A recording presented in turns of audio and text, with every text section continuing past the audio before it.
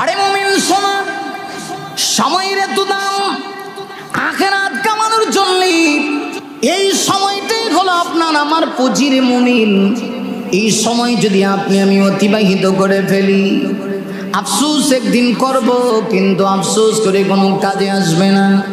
মুমিন রে, এই সম্মানিত মাস সমূহকে সম্মান দেওয়া দরকার।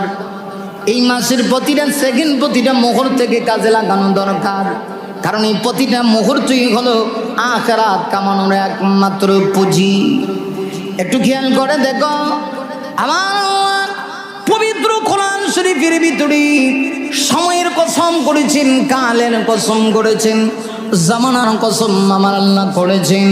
আল্লাহ বলেন, ওয়াল আসরি ইন্নাল ইনসানা লাফি খুসর। আল্লাহ বলেন, শপথ সময়ের, শপথ কালের, শপথ যুগের।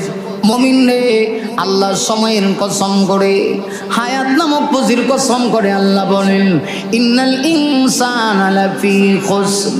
আরে মুমিন, আমার আল্লাহ বলেন, আমি সময়ের শপথ করে বলছি, কালের শপথ করে বলছি, নিঃসন্দেহে পৃথিবীতে যত মানুষ আছে সব মানুষ ক্ষতিগ্রস্ত।